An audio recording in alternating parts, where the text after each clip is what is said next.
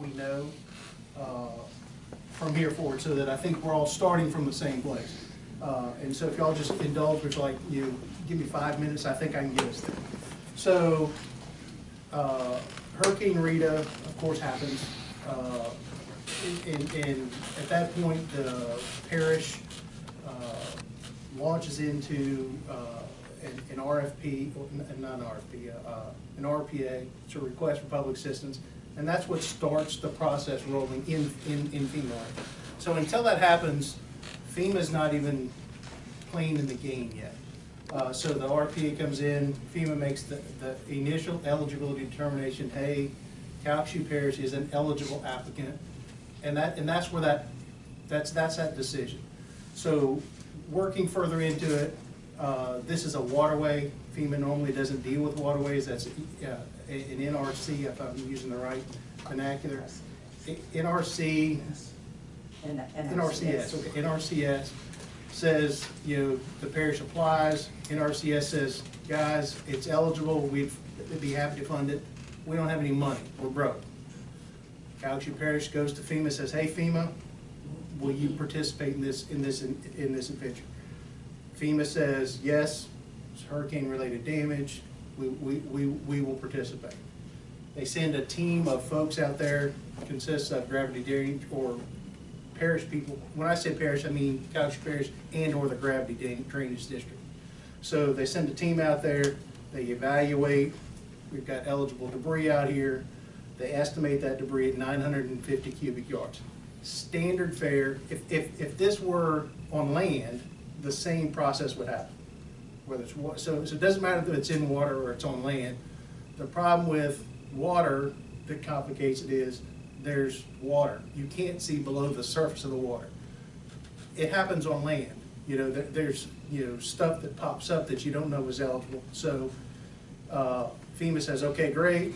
They write version 0 of a PW. That version, well, first let me back up. That evaluation team identifies 67, 58 in Indian Bayou, 9 in Little Indian Bayou, eligible debris locations.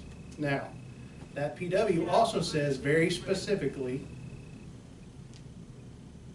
This is Fred Mills. Yes, sir. I didn't hear you. On the evaluation, what did they find in the evaluation? When they evaluated, the state FEMA and local team found 67 specific debris sites. Or okay.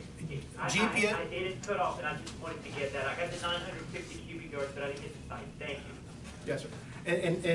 And now, what we all need to understand is that's estimates. It's all just pure scientific guess. It's an estimate.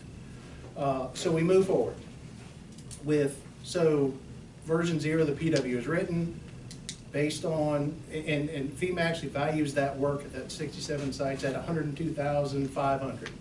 That's the value of version 0 of the PW. And at that time, the intent of the parish was, we're going to dig all this stuff out, we're going to lay it on the banks and let it decay. The Army Corps of Engineers said, no guys, you're not going to do that because that's not the way we want it handled. That's the Corps has that responsibility. So the Corps says, you can't do that. And at this time, I guess, I'm not real positive whether work was ongoing or not, but it really doesn't matter. So the parish starts the discussion of version 1 of the PW. Version 1 actually comes in. The Corps says you can't lay it on the banks. You're gonna have to put it in burn sites. The parish goes gets permits for the burn sites. And by this time, the work is actually ongoing. And at that point, somewhere between, and this is where and I'm going to say the Dorian contract, because that's actually the contract. In that contract, the reason Billy's in this room is because that contract was legally, I don't want to use the wrong term, but it was basically assigned to Billy through legal means. So whatever the legal terminology is for that. That's not in dispute, that's what happened. So at that point, somewhere between 1,800 and 2,800 cubic yards of debris had been removed. Now nobody knows the exact number, because nobody was tracking it. Because I object, but I know you explained your point. That's where we stand. At point of version 1, so version 1 is written, FEMA knows, the parish knows, the contractor knows, we are way over our estimates. So what the parish tried to do is work out a change order with the contractor, with Larry, to come up with a per cubic yard rate. They could never come to that. I think that the rate was like $200 a cubic yard. The parish felt that was way high. So I wasn't there for those negotiations. I don't know that it even matters. At the end of the day, there was, what the negotiation that happened was, well, if we can't decide on the per cubic yard, we'll reduce the geographic area that you have to deal with. And at this point, about 2/3 of Indian Bayou, and let me say 2/3 of the work, the eligible scope of work had been completed. So, yes, sir. Reduction, you talk about the reduction in the scope of work. That was, I'm assuming that would have been authorized back through FEMA since it was Correct. correct? Correct. Well, the parish negotiated that, and I don't know the timing of when, if the parish negotiated it before, it had to be before FEMA wrote the version because it's in the version. So once the parish did that, FEMA, when they wrote the version, basically said, that's okay. We're okay with that remedy. And so they were comfortable with, now the value of the contract, Mr. Dorion's contract was a $204,000 contract. It was not reduced. They just simply reduced the geographic scope. So if you put it in the terms of the 67 sites, some of those sites, about 1/3 of those, so what's that, 20 sites would have been cut off. Now, and I know that's not exact, but so that's what happened. In that, they would still with an equitable adjustment in the amount of GPS sites. In what we did. Yes. So you still, they still wanted their, because they felt that they were contracted with 67 sites. So all we did was an equitable adjustment on GPS sites. Correct. That's why we took off Correct. so many sites to Yeah. transfer the amount of the Yeah. number. And the cubic yard still remained the same, correct? The vegetative debris? Well, and I'm about to address that. The initial estimate, FEMA estimated, and it's not just FEMA, I can't put that at FEMA's feet. It was FEMA, the state, and the parish estimated that together. So there were a team of players out there that came up with 950. Wasn't just FEMA, wasn't the state, wasn't the parish. Together they came up with 950. When they realized, and it happens, it happens, I don't know if it's routine, but it's common for debris estimates to be off. We see it all the time. It's nothing out of the ordinary. It happens. It happened in this case. So in order to make that adjustment, because already about 1,800 cubic yards, somewhere between 1,800 and 2,800, that's the estimates of what had been removed. So what they did is they just said, okay, don't worry about the rest of the contract. We'll pay you your 204 for the work you've already done, and you're done. So that change order was signed by Mr. Dorion. Which Mr. Dorion thought that was a equitable adjustment, or else he wouldn't have signed he would not have signed I can't speak for him, but I would assume he signed that change order thinking it was equitable because he signed it. And he was a prime contractor. He was a correct? prime contractor. Equitable on not, we weren't talking about yardages, we were talking about GPS sites. Correct. To make it clear, PW0, nowhere there's an estimate of GPS sites. Correct. PW0 is just GPS sites. Correct. No estimate. The only thing It's- estimated is the amount of debris at the GPS site. Absolutely, 950 cubic yards. But what version 1 does, version 1 makes no mention of the 67 eligible debris sites. FEMA basically said, we're not going with 67 debris sites anymore. It's this area that we're dealing with. And there may be some discussion about, well, did they really mean that? And okay, so maybe in version 1 it wasn't absolutely clear, but in version 2 it's absolutely clear. 2 years after. Absolutely. But PW1, I got it right here. Billy, let me finish. All right. Absolutely clear. And in my opinion, which doesn't matter a hill of beans in this, It's FEMA's opinion, because FEMA determines eligibility, not John Moorhead, not the state, not LLA. FEMA and FEMA alone determines eligibility. And they said, even if it's not at one of those 67 sites, it's eligible. We have people on the ground making sure that it's eligible. So that's there. That's not John Moorhead, it's FEMA's call. FEMA made the call. So, version 1 happens, the parish brings in its own, I don't know if they were renting the dredge that you were on or not, but. Just so to make it clear, this was the employee, this is the employee for the parish that signed. And for clarity, gravity drainage boards are political subdivisions of Calcasieu Parish. They have their own government board. Absolutely. Yeah. But this was the guy that drafted all the work orders that were used for reimbursement, and he's the one that monitored part of the project. Talk to him personally. Yeah. So. Mr. Moorhead, Yes, before sir. we get too far into Yes, sir. this, the person at FEMA, that, so I guess the GPS sites don't matter, it's gonna be this particular area. Would you mind, can you send me the correspondence, or at least maybe the name of who that individual is? That's, Do we have that? Alice, I don't have that information. I mean, I could look in the PW and pull a name out of the PW. I would appreciate it if we could get that information, Yeah. Give me please. the Dan Kennedy, okay, which he's gone. Dan Yes. Kennedy? Yeah. And can we find out, was Dan Kennedy a FEMA employee, or was he a contractor at FEMA? No, he would have been a FEMA. He was a FEMA employee. Yes. Okay. And he is, he's left, he left FEMA some time This is his ago. address right here. He lives on, he actually lives on the So I know site. there's something in Charles, okay. Yeah. So then the parish completes its work over the next several months. Version 2 late in, I guess it's, I'm terrible with dates, but somewhere late 2008, early 2009, FEMA obligates version 2. No, 2010. Is it 10? Okay. They reported it in It's- 2009, 2010.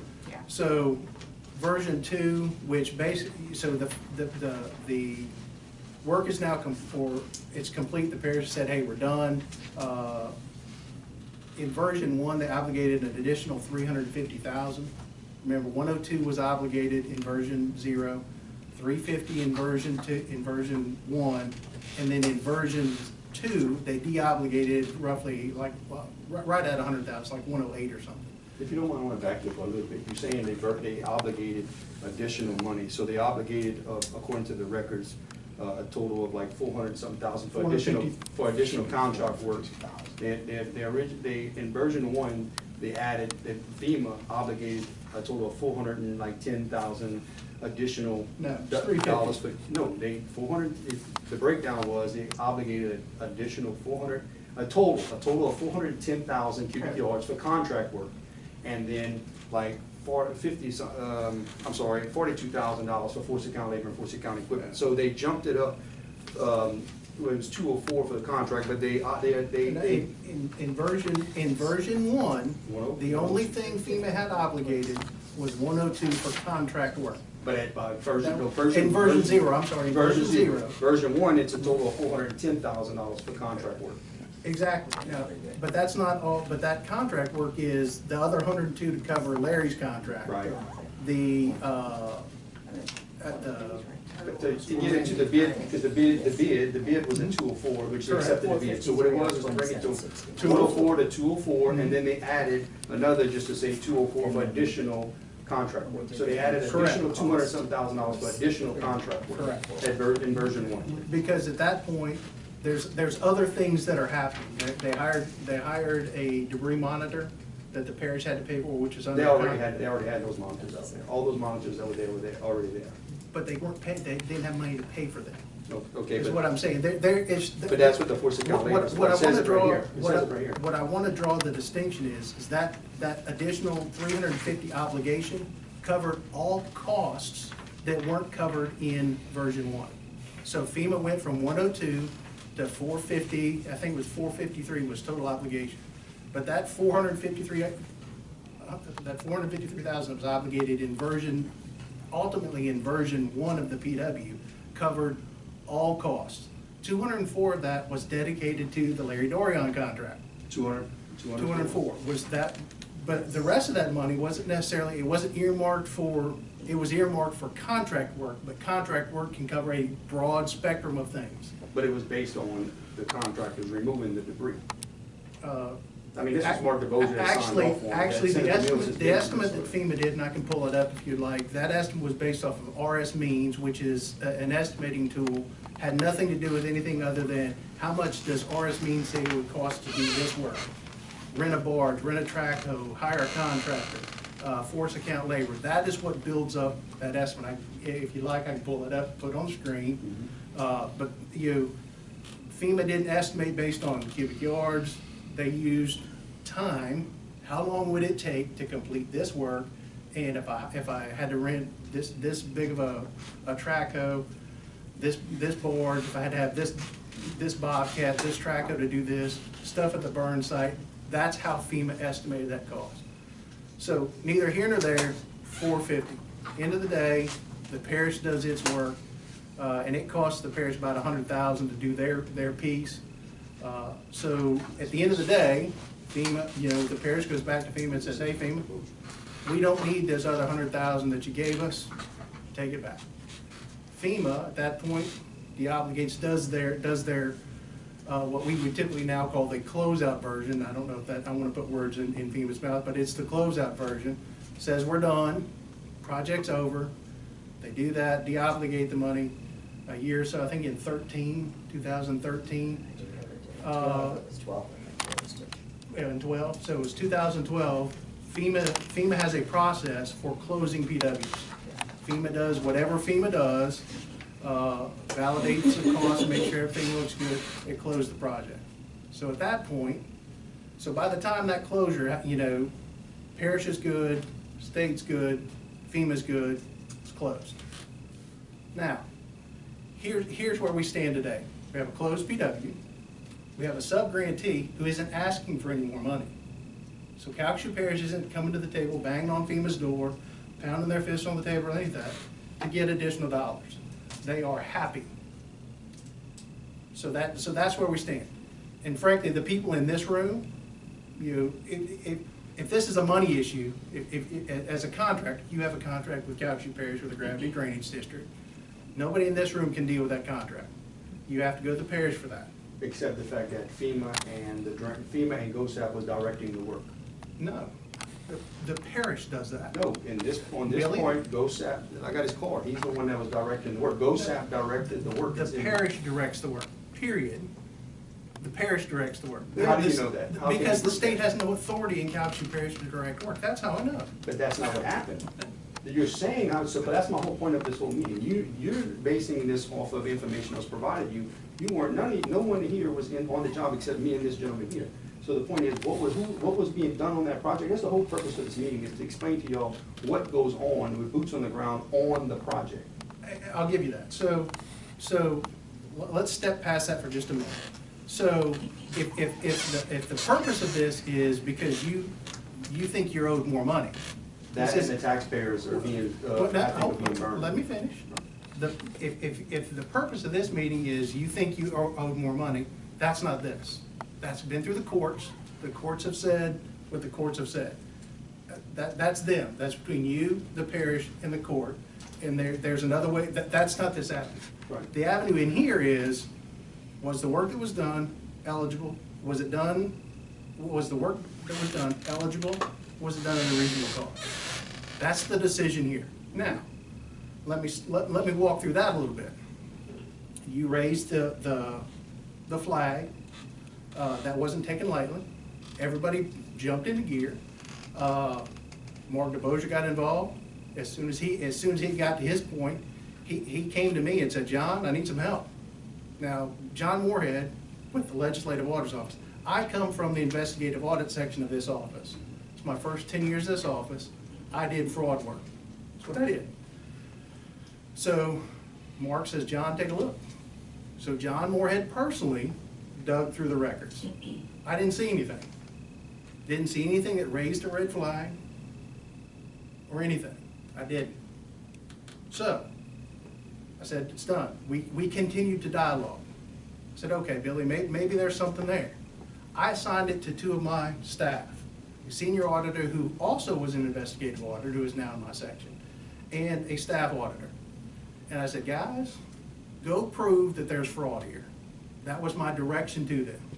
They came back to me and said, I'm just not there. So,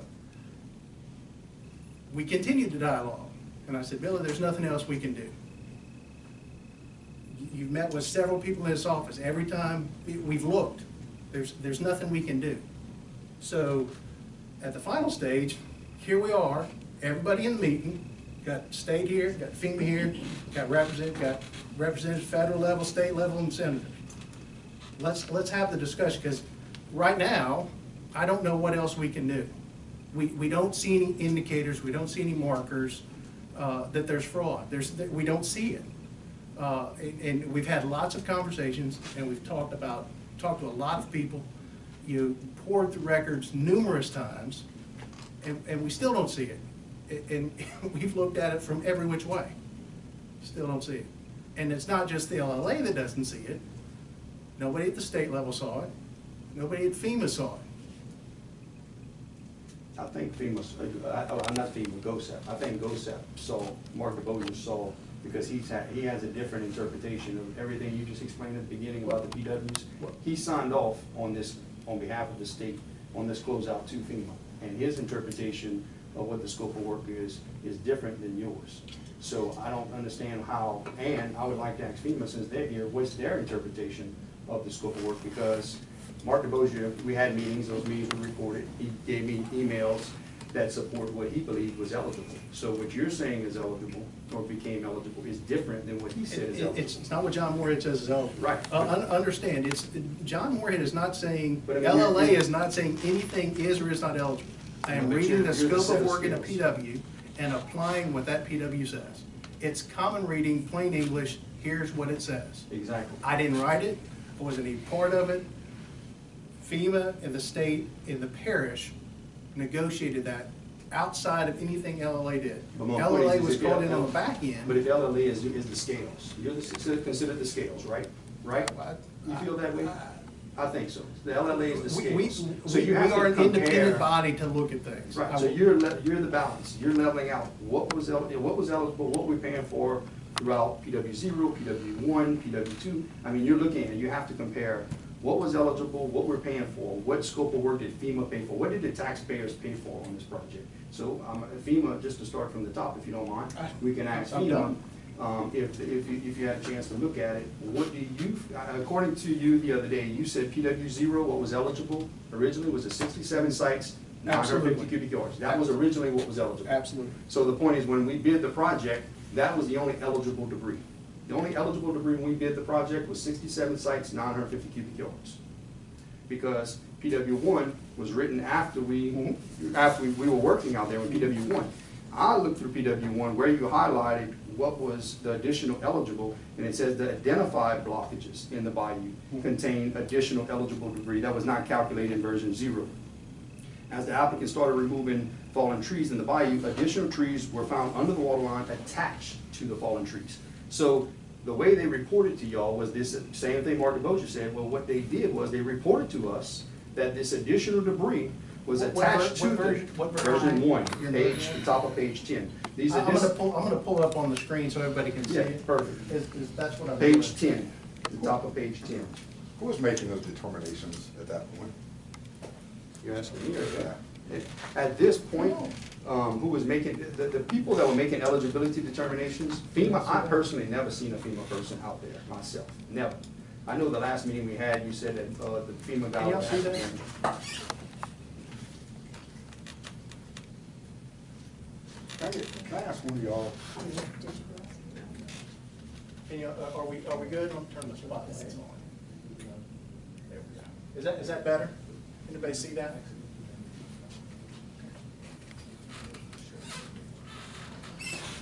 If y'all don't mind, I'm just gonna walk with it. It says right here, the identified blockages in the bayou contain additional eligible debris. there, So bottom line, the way Mark DeBosier read it, and anybody else besides what Mr. Moorhead has told me, was they reported that all these additional estimated debris, there was only 67 GPS sites. But what they did was they reported that this additional debris was at those identified GPS sites. As it says right here, the identified blockages in the body. So the identified blockages, the pages before that, is the same scope of work as PW 0. They just reported that this additional debris was at those approved GPS sites. It's like saying, hey, we got an eligible site here. So what they did, according to Mark Bogie, is they just reported all the work that was done on the bayou, throughout the whole bayou, was at those GPS sites. No, they did not. That is absolutely not accurate. Okay, well, then Mark Bogie was wrong, because I haven't reported. He said that all the additional debris that they reported was at those sites, because this is PW1, the identified blockages in the bayou. So, and it also said temporary hire performer to oversee along with the state debris person on a daily basis to verify the eligibility of the debris removal. I have the emails back and forth from these monitors and their daily work reports. So this state debris person was there at the beginning. I have over there where before PW1, he's saying there's additional debris beyond the scope is how he's reporting it back to GOSAP. We have this additional debris beyond the scope. The scope of work he was working off of was the calculation sheet which mirrored the FEMA PW, which was 67 GPS sites, 950 cubic yards. But yet, he's the one that gave me his card, said he was GOSAP with the Louisiana seal. My contract says the final determination will be made by the government representative. So I'm out there we're cleaning the bayou based upon these monitors that they speak about here. They're out there. We're not just doing the job and they come back and inspect. They're out there, it says it right here, daily basis to verify the eligibility. Well, he's making it clear to that the parish is kicking it back saying, hey, to the FEMA person saying, we got a problem. The parish is sending an email to the FEMA guy, Dan Kennedy, saying, we got a problem with this monitor. This monitor is saying there's the additional debris beyond the scope. We need we need your help on this. And at the bottom of that, they said the original monitor had to be out for emergency surgery, because I have the emails to support how the communication was going on from the very beginning. They were going to try to figure out how they were going to not be nitpicking the process on and who was making the eligibility determinations. They wanted to know that from the very beginning before we even bid on the project.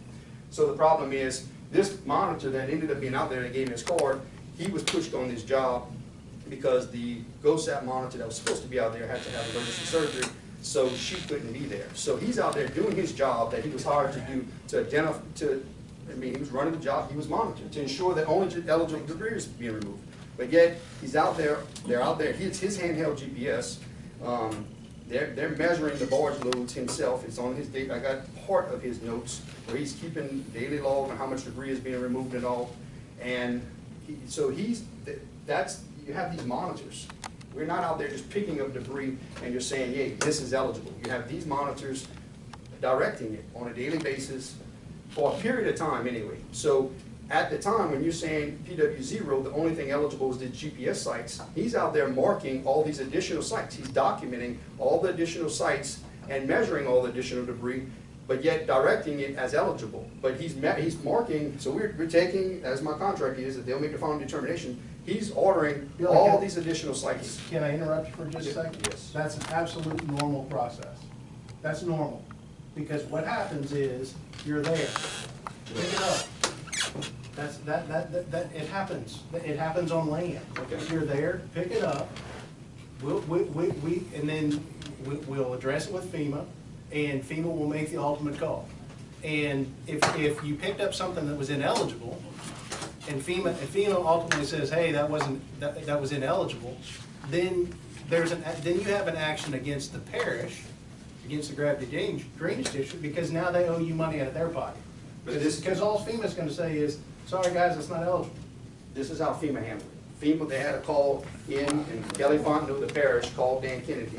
She put, as per the conversation with Dan right after the job started, he has requested that Billy Crabb, which is GOSAP people, GOSAP's contractors, and the state debris monitor meet with us. Dan's opinion was that the state monitor should only tell us what's eligible or not. If it is ineligible, we have to decide whether to pick it up at our cost. If we do not, then the full contract should be reimbursed. So what was happening is, they were originally telling us, okay, we got the calculation sheets, but when they go to the monitors are saying there's additional debris beyond the scope.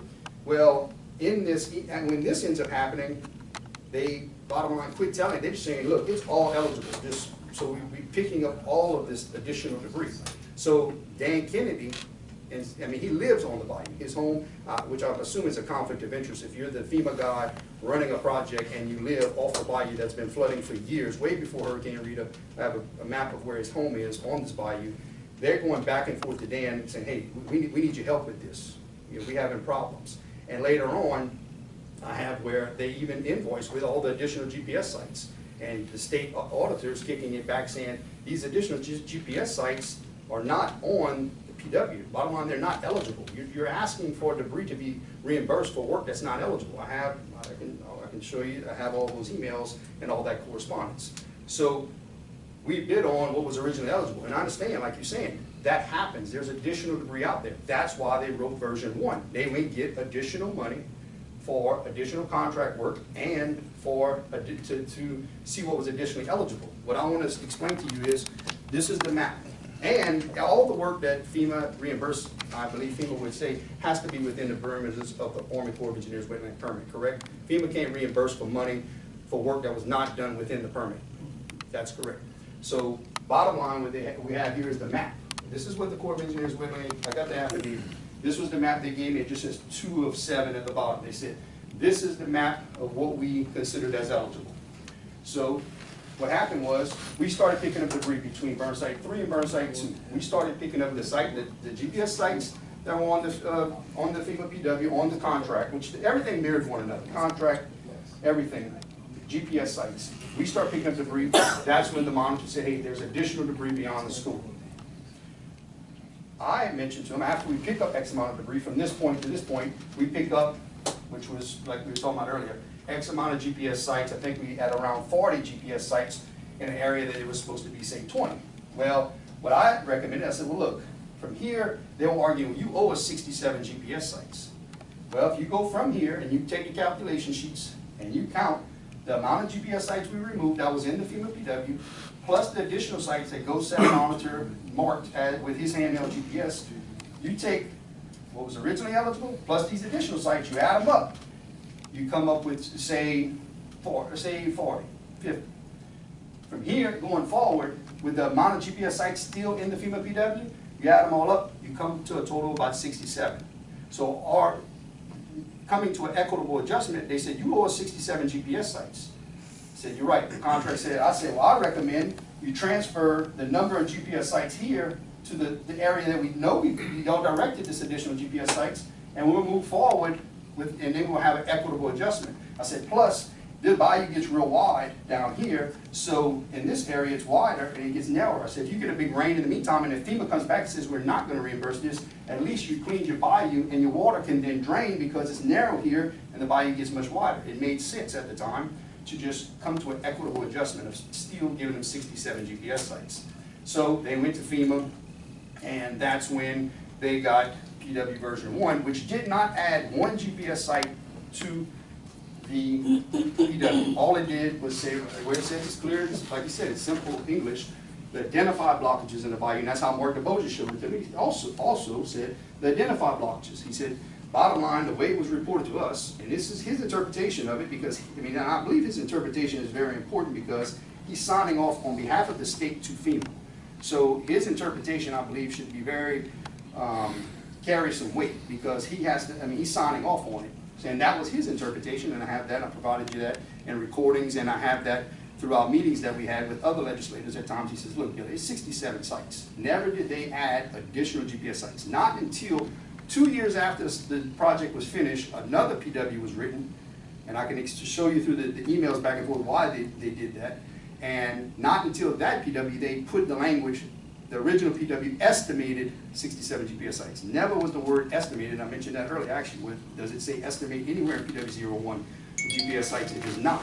They changed the language, because if you only read PW2, it says estimated GPS sites. But that's not what was going on when we bid the project. That's not what was going on when the work was being done. Not until years later they start changing language and got some, like, use the word fancy footwork. Some magic occurred, changed some wording to try to say if you only read FEMA PW2, you're not going to see that those GPS sites were not estimated. And to make it clear, you mentioned what happened in the course. Simply, the judge said the contract was for eligible hurricane debris. So since then, I've just been trying to figure out what was eligible hurricane debris. You made it clear in your email and what you just said earlier, when we bid the project, the only eligible debris was the 67 GPS sites and estimated 950 cubic yards of debris. So the other problem in regards to FEMA, and you said that the monitoring, that, hey, everybody was on this project, and according to FEMA, FEMA says, hey, it was all eligible. Based on what? Because Dan Kennedy, I never seen Dan Kennedy yet, and where we worked this project. I asked the gentleman there, was Dan Kennedy on the project where they self-performed the other part of the project? He could answer that himself. But the thing is, to make these additional sites eligible, I don't see how they made them eligible if FEMA had never approved additional GPS sites. FEMA never, as far as I know, FEMA never laid eyes on it. FEMA did say, have these monitors out there on a daily basis to ensure that only eligible debris is being removed. But I have an email, I have it in the deposition where the parish said they relied on, the superintendent hired his adopted brother to be the monitor. And it's in his, and I copied everybody in the email the other day, they relied on him to make eligibility determinations. So that, and you just said only FEMA can make eligibility determinations, when the parish hired his brother to monitor this project, and he just got a poll, and he said all meant all. He just had us remove everything of the bayou. They reported to me, hey, it's all eligible. And if Dan wouldn't have told them, only tell y'all what's eligible, bottom line, not to let me know, I wouldn't have picked it up. But it was reported to me as a contractor, it's eligible, my contract said they would make the final determinations, they would do it within the Army Corps of Engineers wetland permit. So the point is, I believe the colluding between the monitoring, the parish, the brother that was hired, the FEMA guy, Dan Kennedy living on the bayou, I doubt he should have been involved in that permit. Him telling them pretty much how to, get around different things in the emails. I don't see how PW0 jumped from a very detailed scope of work to, y'all tell me if you see anything different, how it just turned into just everything in the bayou, including the sinkers that were removed in the whole 9 yards. I want, you take everything in, everything doesn't exist in its own world. Everything, it flows. This is a fluid process. It has to be, or else things don't be done. So, but what you totally skipped over is, and I get it. I want you to tell me that. Poor wording on, and it's not the first time that a PW has been written poorly. Sorry, FEMA. No, that's, it happens. So you have to take the totality of what happened. This is version 0 of the PW, and what I've highlighted, this is FEMA's saying, oh, by the way, there's a whole bunch of stuff out there, maybe not a whole bunch, let me know, there's stuff out there that we can't get to identify. It's right there. Right. Now, they know in this version, in version 0, that there's stuff That's in the potentially bayou eligible. that they can't get to. stated actually. It's in this PW. Now, that verbiage doesn't make it like that into version 1, admittedly. That's why I said, if there is doubt in version 1, because, and even Mark DeBosier said that the PW wasn't the best, he said that. Okay. But in version 1, if there was doubt in version 1, I get it, good point, but if you go to version 2, there's absolutely no doubt. But if you write a PW 2 years after the fact. It doesn't matter. It's a fluid process. I've got a question. That's what happens. The very last sentence, did that activity occur or not? What? Did the applicant notify the state in writing to request an assessment? It did. Absolutely. Okay. I actually have that assessment letter. It's in this documentation. I didn't bookmark it, but. I'm curious if that is, and just so I'm up to speed on this. The assessment team, is that actually comprised of officials from FEMA? Yes. And not a Yes. hourly monitor that they've hired? In fact, the assessment team actually assessed 1,200 cubic yards, and it was actually written for 950. If y'all will indulge me for just a moment, I will find that assessment letter. And so that first piece of information that we had up initially that showed the additional identified blockages, that was actually someone from the federal level. Correct. That prepared that and identified that hands-on, correct? So the assessment participants were Dan Kennedy he was the FEMA PAC, John Kavanaugh from the state, I don't know who that is, Sharon Bertrand from the state, John Foister, I don't know who that is, Jeffrey or Alice, you probably know that, and Gerald Jones I almost said Jeffrey Jones, I'm sorry, Gerald Jones from the district. So that's the assessment team. And if you go out there, if you look, Right here, oops, let me blow this up a little bit so y'all can see what I'm seeing. But when you mentioned Gerald Jones, what date did that take place? This isn't dated. It says May. May 14th, 2007. 2007. Because this is, were you one of the parish guys at the time? That you would have been with them when they did this? So, I don't see Gerald Jones being on that job in May of 2007. I didn't write this, it's Oh, just. I'm just saying, But see, if you notice, not 2007. this number right here, that's 1,500 right there. That's just an Indian Bayou.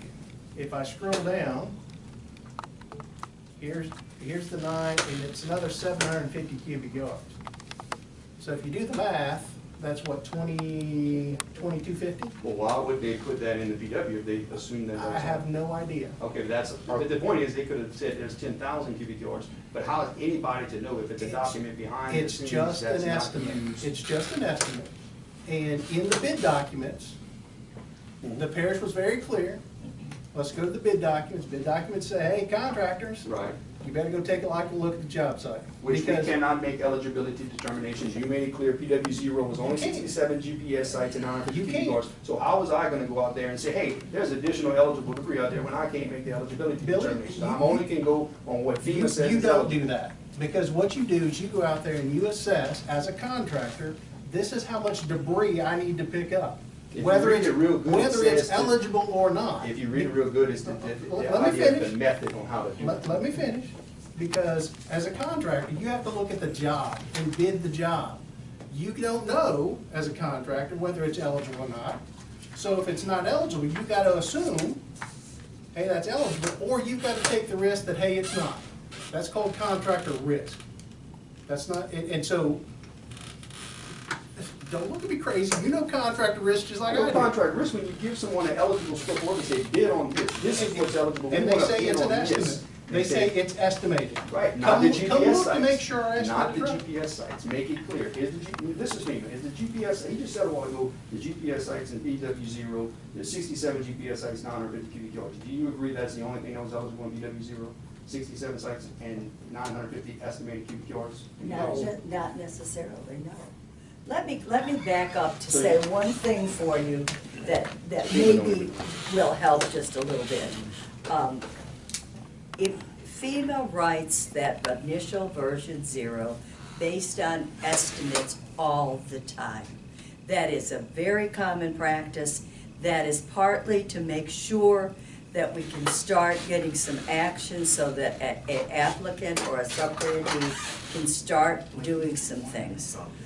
We do not get involved in how an applicant does their work. We have nothing to do with that. We are a reimbursement program. But it is not unusual for us to write based on an estimate. That's why you will see multiple versions to a PW as more eligible work is given to us, or things that are not eligible are de-obligated. That happens all the time.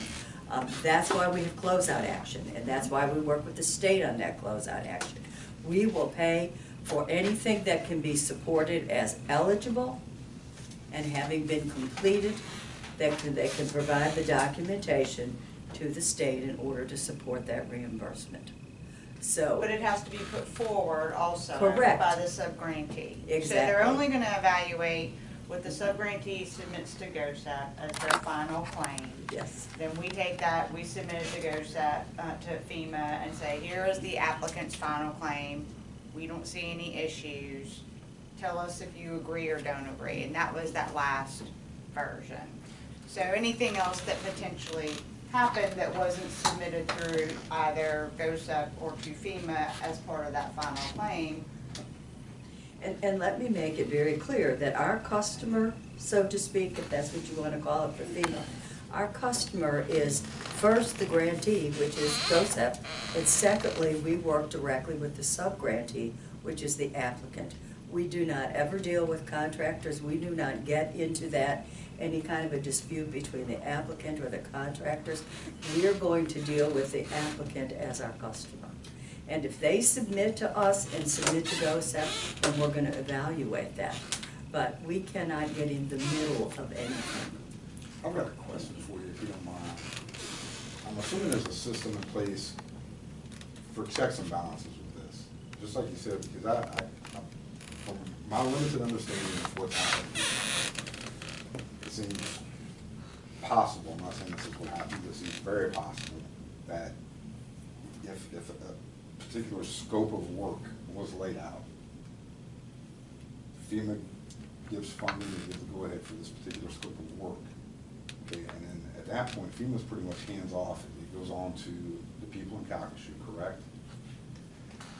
Calcasieu doesn't have money, and they say, hey, there's really not 67 GPS sites, so we don't need the full 67 GPS sites. So I mean, let's get down here a little bit, it's outside of the scope of work.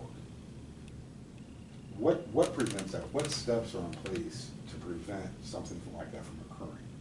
They would have to submit those additional sites to No, us? that's not what I'm saying.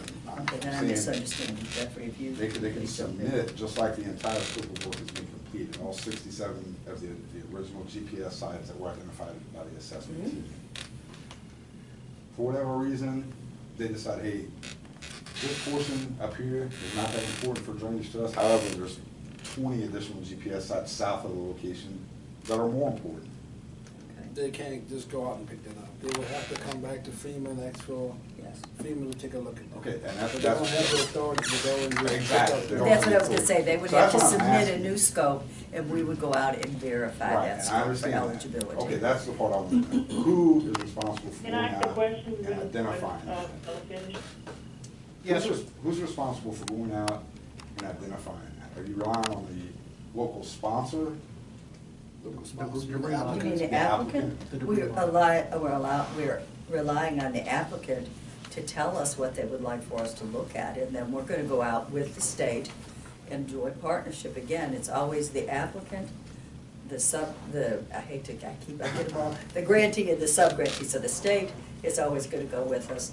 The applicant is always gonna go with us, and we're gonna make that determination. So it's- We will So make it's the assessment final one. team Yeah, in this yeah. instance. or. So on each one of these revisions, or When one- the work is ongoing, there's a debris monitor out there. Correct. It's supposed to be, and he's the one that's kind of the gut check Correct. that says, and when the contract was in place, there was a FEMA monitor there. I'm not gonna say every day, but there was FEMA state, they were there routinely. Right. While we prevent And those. and I've seen a lot, I've got a lot of experience with debris and disaster-related cleanup. And I've seen firsthand, a lot of times I'll sign a monitor, and I know you guys have got a tremendous task in front of you trying to get this done, so this is not a job for you guys at all. But a lot of times, the monitors that we're seeing out here, I mean, they're literally, they could have been somebody, that was unemployed yesterday that has no background doing this. That's what I'm trying to get at. Is that who you're relying on to ask that person, is this eligible? Is this really what's out here? Not a debris monitor. There would always be somebody that would be above that. Jeffrey, you want to speak to that a little bit? As far as the monitors are concerned, all of our monitors are trained as to what we consider eligible and ineligible work. There's also, FEMA will also fund for the applicants or the sub-grantees, there's a provision where he can hire his own monitor, that the applicant hires his own monitors. Those monitors, the applicant is charged with having those people trained to understand what's eligible and not eligible. So there are situations when FEMA and GOSEP, we're not there every moment of every day. The applicant is charged with also being responsible for removing only eligible debris. So every sub-grantee has monitors. His monitors are supposed to be the guys who direct the contractor. FEMA nor GOSEP will not and do not direct the contractor. So FEMA's not going to tell him, pick this up and not pick Right, that I up. understand that. Correct. The applicant's monitor will do that. Because again, FEMA, there's no direct line between the contractor, subcontractor, So and what, FEMA. what type of training does that individual have to receive prior to being able to go out into the field and give guidance to the contractor? You mean the applicant's monitor? Well, yes, the applicant monitor, and then I would also like to know what your guys' monitors. The FEMA, all the FEMA monitors that work for us went through our training whereby we went in and we pulled out our 325, our policies and guidelines as to what's eligible, what's not eligible, and they're all trained on that before they went out. I know because I trained most of them. And if they have a question, they're gonna come back and ask that. But let me just, for clarification, so you understand this going forward, after Katrina Rita, and I think that was when the policy changed. FEMA does not provide monitors now. That is not, that is up to the sub-grantee to take care of getting a monitor firm and do that. We do not do any And are monitoring. there guidelines already in place that says these are monitors shall be trained in ABC or, 40-hour training? Yes? Well, I don't know if there's a specific guideline as to the hours and the specifics of the training. However, FEMA does make it clear that the applicant's monitors ought to be trained and knowledgeable about FEMA policies and guidelines. Okay, but there's nothing from a FEMA level. And I'm just trying to understand, so when I go back and I talk to the congressman on this, I can say, hey, this may be an area that going forward, we can improve on.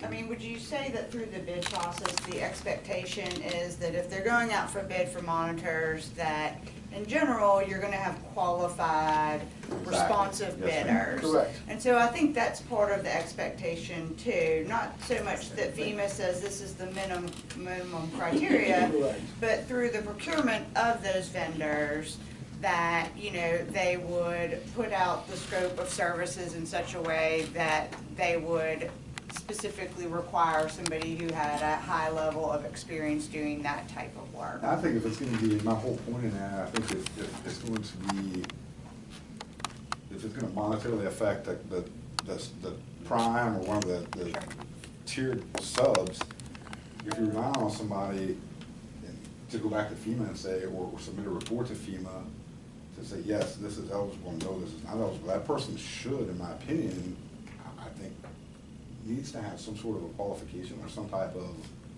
training rather than just, like I said, somebody maybe that's been plucked off the street yesterday that's never done that type of work before. hasn't been eligible. We agree with that. I mean, as part of the procurement process, the monitors are required to have trained people.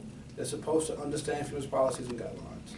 But there's no, that's what I'm saying, there's no formal action that, for example, if I'm a monitor contractor, and I just say, yeah, my guys are. But again, understand your guys work for the applicant, they don't work for FEMA. Correct, I understand that, but it's federal money that's coming down, it's paying for that ultimately. Ultimately, yes.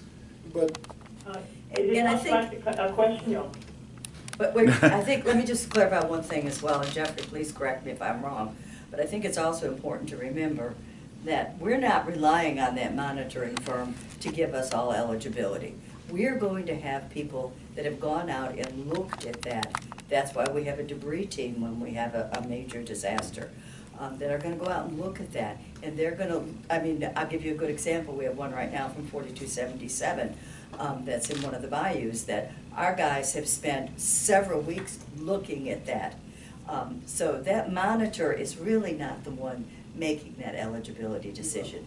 They have guidelines that they're supposed to follow. They know that this is what eligibility is, and if they see, they're really, and correct me again, if their purpose is to stop the contractor and say, this may not be eligible work, you better have FEMA come out and check this before you move any farther with it. So if that helps. So they're not making that eligibility call. They're watching to make sure that it's picked up properly, that it's maybe bundled properly, if there's asbestos, something like that in it. But they're really not making that eligibility decision. And quantities, right? Yes, in Right. quantities, they're gonna Big make, things, yeah. the biggest job is documentation. Documentation.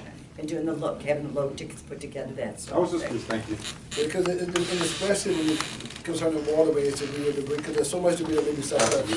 And there are times when you go and grab a tree and it looks like it's 10 cubic yards and it's a 40-foot tree on the ground, or another tree hooked to it, and that type of thing. So one of the things that they do, and I think part of that was the problem with this project, is that we went out and made estimates that there's this much debris. You go do waterway debris, there's a ton of stuff, self-service that you couldn't see. Yeah. So in those cases, generally speaking, you would add that to the project. That's why they're done on estimates. So the estimated quantity initial was purely an estimate. The applicant knew it was an estimate. The contractor should have known it was an estimate, but again, FEMA doesn't speak to the contractor. That's between, the means and methods are all up to the sub-grantee.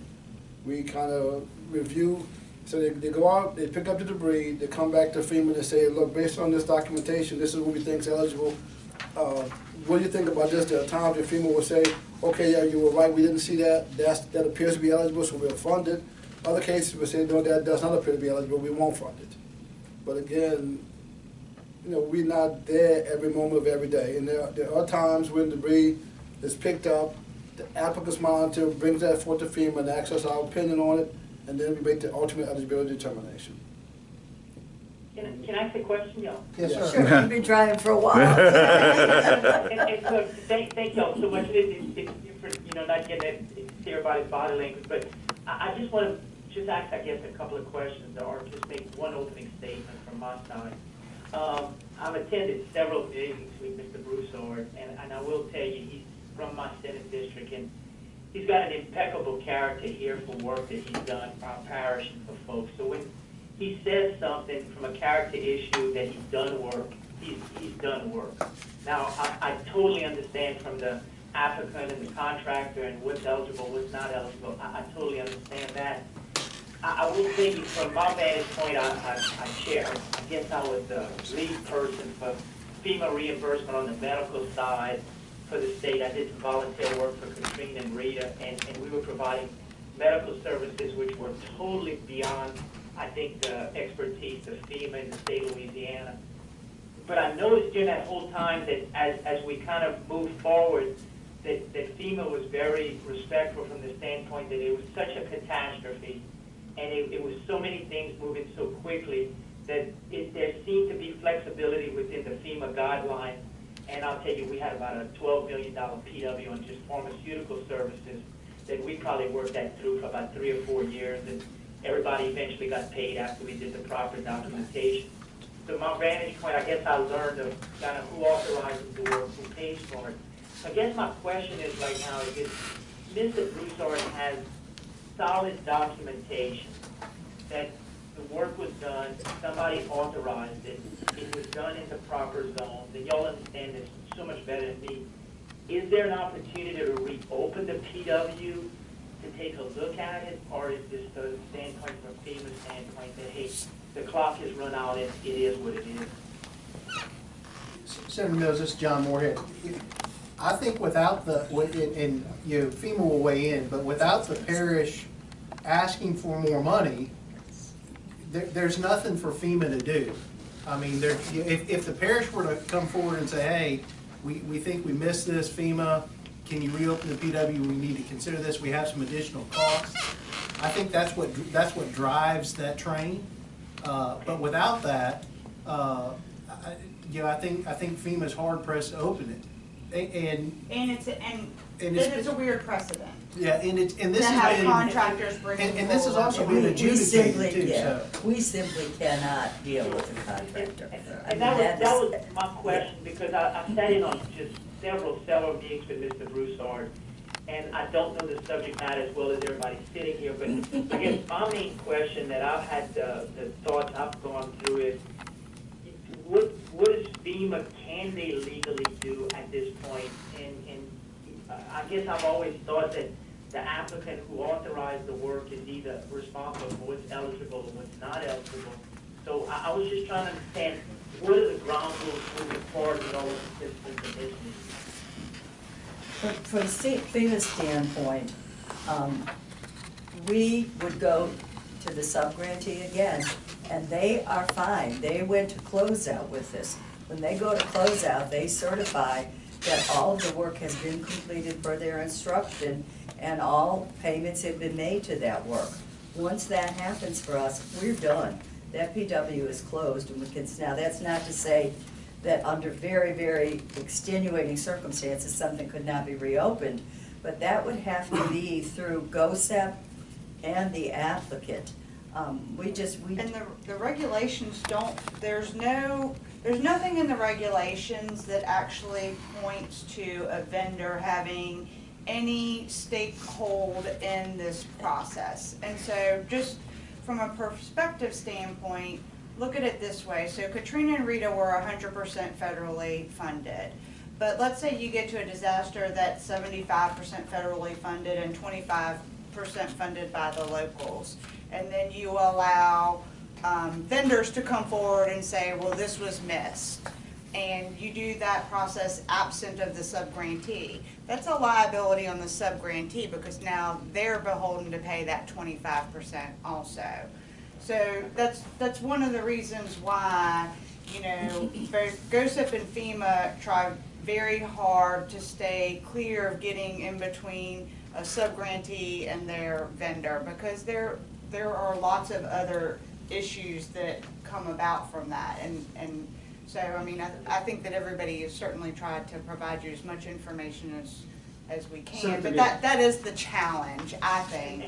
And it very definitely is. And I'll close at this point. I guess what I'm understanding from you guys, and, you know, I know Mr. Broussard wanted this meeting to kind of just argue his case. What you're saying, though, is the leadership in Calcasieu Parish would have to approach you to amend the PW. And if they do that, then you do have the authority to look at it again? Yes, but that would be, remember, that would be extremely difficult, because. I know, I just But, want to well, see. but I'm saying, at this point, understand, at this point, Calcasieu Drainage District number 8 has been paid for all of the eligible work. So we can't pay for work that may have been done, that should have been done, or anything else. So if the applicant has been paid for all eligible work at a reasonable cost, There's nothing left we're for us. done. Yeah. There's nothing to pay for. And that's why I mentioned the certification. You know, we paid for what they considered all their eligible work and said, the eligible work has been completed, we've gotten all of the funding for that, so that we can pay our subcontractors or do whatever. So we're ready to go ahead and close this PW because there is nothing left for you to do. I mean, that's. Senator Mills, this is Billy, I will say, we gotta think about it too.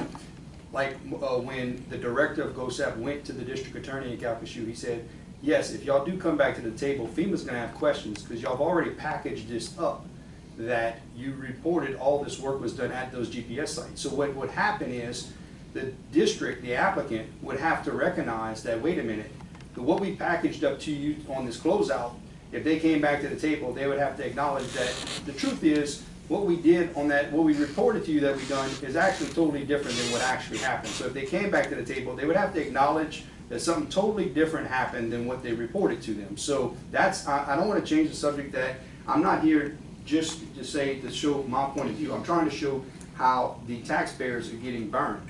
So there's the angle of I'm trying to show, but that's what the Kevin Davis told the district attorney. He said, yes, FEMA's gonna have questions about this because y'all already reported and packaged this up to us that something different happened according to what Mr. Broussard is showing as evidence that did happen. So you got boots on, you know, if y'all came back to the table, FEMA's gonna have questions about this because y'all have already packaged this up that something, a totally different story, that something that happened. So it creates a major problem that the applicant is not gonna wanna come to the table, even though I feel that the state, since the state's monitor, I mean, he says he was GOSAP, he gave his card with the Louisiana seal.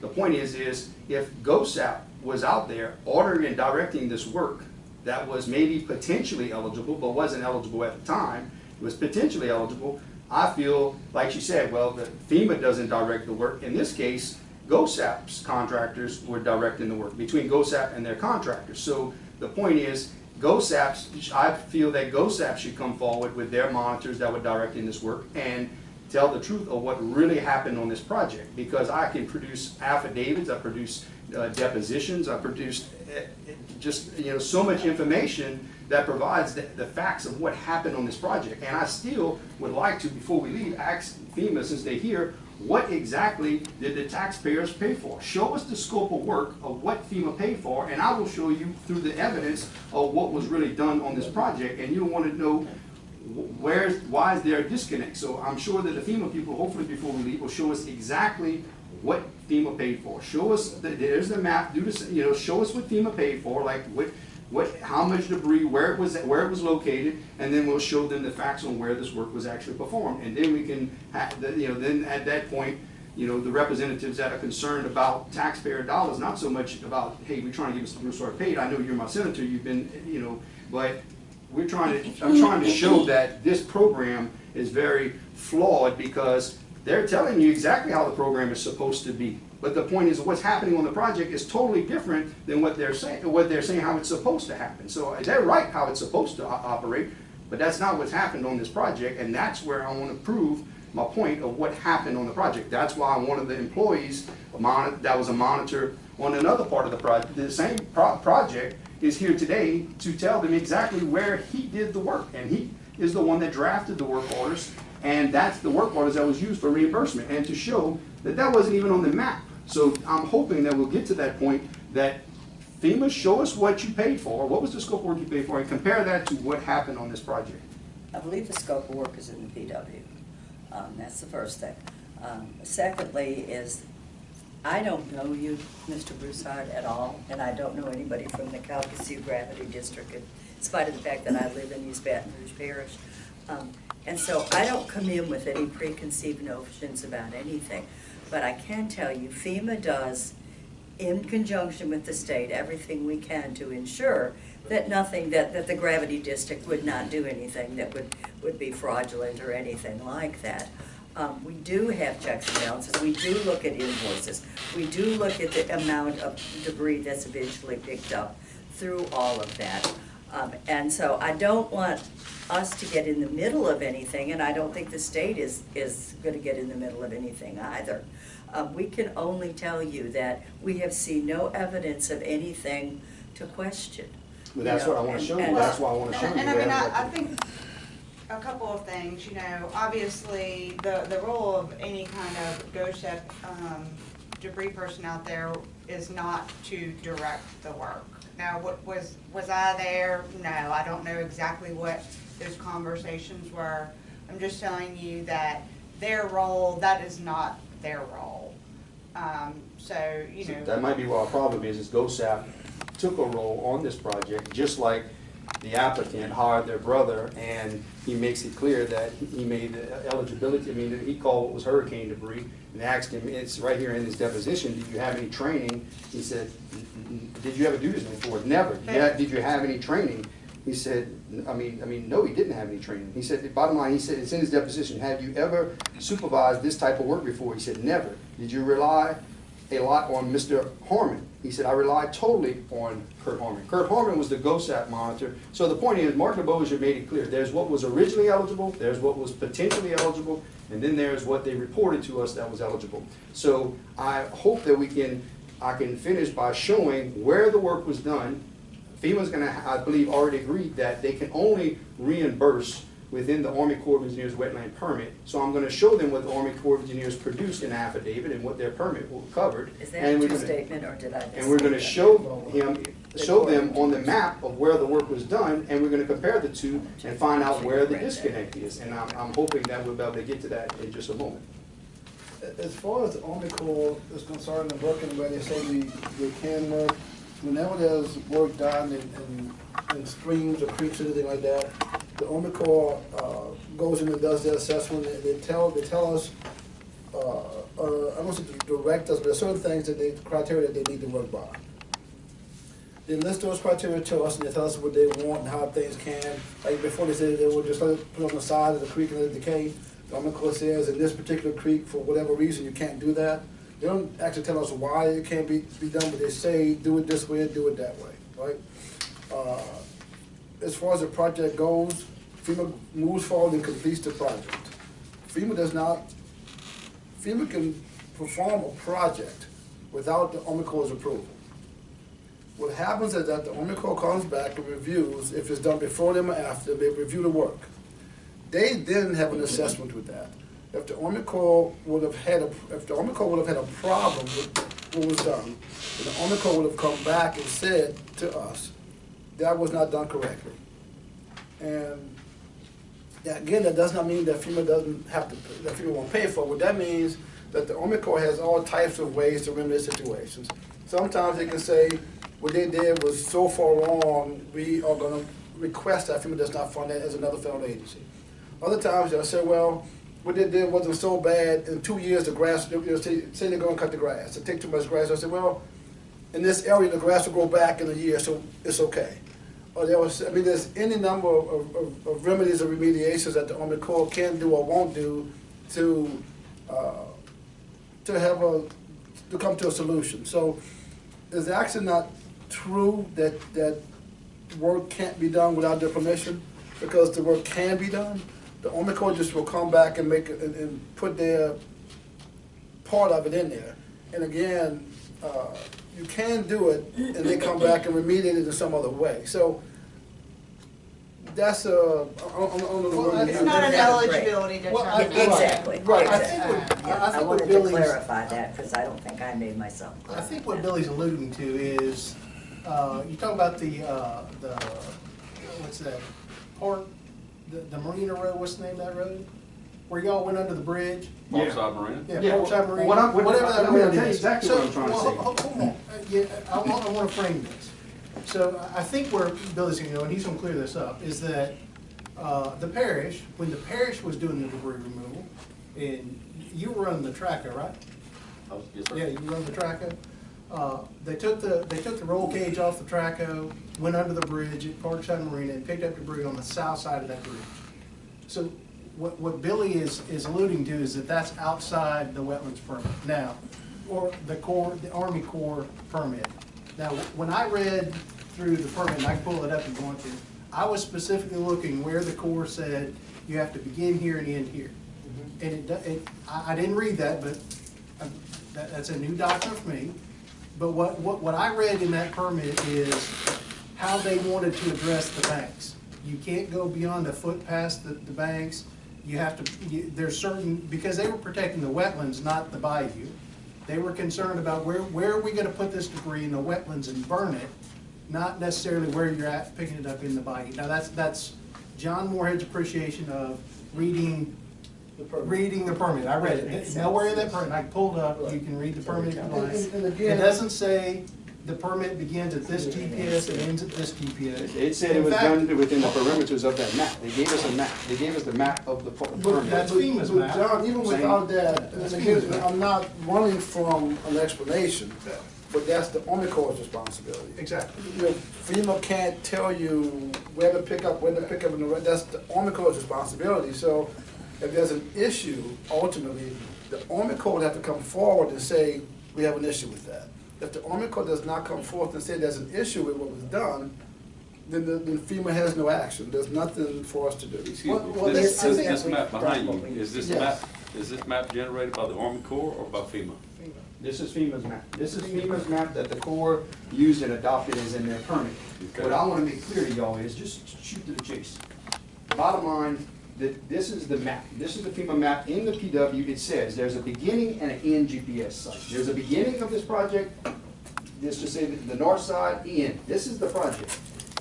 In between here, if work was done 2 miles south of this map, that means it was not at the beginning and end of this project, correct? So if we did work, just to say if any work was done 2 miles down here, would that be, is that within y'all's scope of work or not? Because this is y'all map. Could be. Could be. So it could be, even though this is the Corps permit said this, you know, this, we adopted this as, it's, and there's a begin, and the FEMA PW says, there's an end and a beginning. There's an end to this project and a beginning. So according to you, they could have just went 2 miles south and removed debris on this project, and that was still within the FEMA PW. If the applicant came forward to FEMA and said, FEMA, we have some additional things we would like you guys to look at, and FEMA went out and looked at it and determined that they were eligible, yes. I think that's what we need to ask for. I'd ask Ed Higgins and Senator Mills, maybe we ask them, where did FEMA go and approve all this additional debris? I think that's the report we need, is where's the report that FEMA went out and assessed anything after the original assessment? Because I'm gonna be honest, I don't think it exists. FEMA never went back out after PW0 and they established what was originally eligible. The point is, they're saying this is how it could have happened, where at that point, obviously, it happened because, just to say, FEMA gave this additional money and they, I'm asking the gentleman here, he was the monitor, that's where they did the work. It was 2 miles, all the way to the mouth of the broussard, which I can provide you a picture of here's the picture from the newspaper. Yeah, and again, Mr. Broussard, as far as FEMA's concerned, and we pay for the debris removal from those sites. How do you know that? Because That's the documentation, we got the documentation that we received from the applicant and the time that we were there. When That's- were you there? I'm asking, because I wanna prove to everyone that FEMA came out there originally and Right. they never came back. Well, I'm gonna disagree with that. Okay, well then provide, I would ask if y'all would provide that y'all went back out, went back on the bike and approved that anything that was additional. I know you said this is how it's Billy, supposed to be done. I'm talking. If Let- FEMA could provide the Bill, I need to documents, cut I you don't believe off. it ever happened. Billy, I need to cut you off. FEMA's here at my request. FEMA does not deal with contractors. They came here, the issue that you're talking about is with the parish. You have to go to the parish I'm trying, to get that I asked for this information. meeting with representatives and individuals to show Exactly. how the taxpayer dollars, that And they I'm the don't know one- what they're paying for. And I'm the one that invited FEMA here. Okay. And I'm the one that invited the state here. Because Okay. they don't have to be here. Okay. Because they don't deal, FEMA, this is outside their norm. So I gotta throw a little protection that way. Those kind of questions need to go to the parish or to the state. But the state will try to handle that, but that's a question for the parish. Because what you're talking about is when that work was happening, the parish was out there doing that work. 8 hours a day, for how many every day? Is that right? No, actually, ask him, he'll tell you that. I'm asking. Explain to him, he's asking you a Were you question. out there 8 hours a day? Y'all went out there and y'all removed the We debris. worked 10-hour days at Okay, Drainage so- District, and we worked on Friday and Saturday, additional overtime to do that job. And I understand that. Yes, sir. And so. But it goes, what if part FEMA of that, do you know what part of that work, that 10-hour day you worked, do you know what part of that day FEMA funded? I The have last 2 hours. Okay, The last 2 hours. except for the 2 additional overtime days, right? Yeah, they funded the overtime. Those All they days did were is funded the funded in overtime. total. So if the parish were down there for that 2 miles, dragging stuff out, they were doing that at their own cost, I understand on their own So you said the vehicle, force account labor and equipment was only for overtime? only for overtime. Not the equipment, Okay, only the overtime, only overtime, because The if there's, labor. and if we can't tie the equipment to the labor hours, they don't get the equipment either. They submit all of the labor hours to There's show that no the way, equipment there's was no way, being there's no way in the world, I got the amount of money you paid and there's no way that they work, they. 51,000 in force account labor. I have the doc, no, just to say 30 grand, so that means y'all made, when y'all burned that burn site 3, just in overtime was 30 grand, in overtime. That, I don't think that. With the addition to employees, maybe, but I mean, that's- don't have access to those records. But just to say, that's the first I hear that it was only for the overtime that y'all reimbursed. And Billy, what I'm trying to, and that's why I started where I started. You know, I have no qualm with you. The LLA does not have a dog in this hunt, other than bring out the facts, the truth. You know, But try to that's what I'm Okay, so facilitate I this. do want to say one thing But I don't here. think you quite understand exactly everything about the program.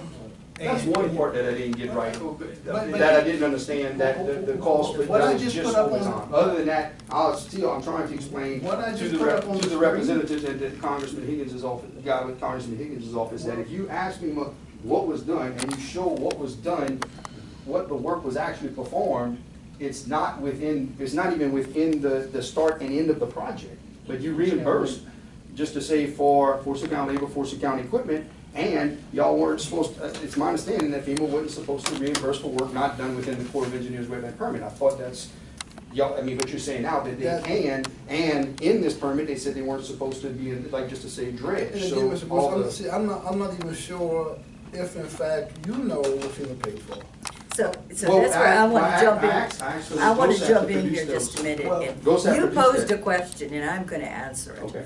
You said, what are the taxpayers paying for? Mhm.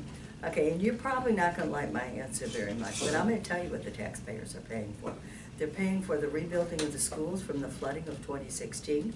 They're paying for the rebuilding of courthouses and police departments.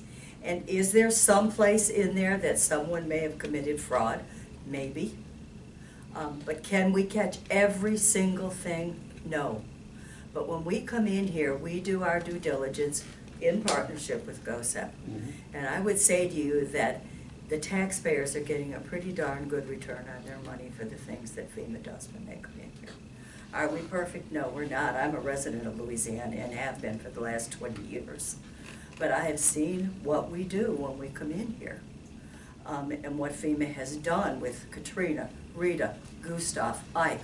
I could go on and on of all of that. I think you got the different, when I mentioned what FEMA paid for, I was trying to say that FEMA ends up paying for things not knowing what they're paying for. So I'm trying But to show what I'm saying to you, that Mr. Broussard, there was is a- 99% of the time, we do. Do we have to take some leaps of faith? Of course we do. I think we do that in any business, whether it's private industry or if it's federal or the local governments, we have to take some.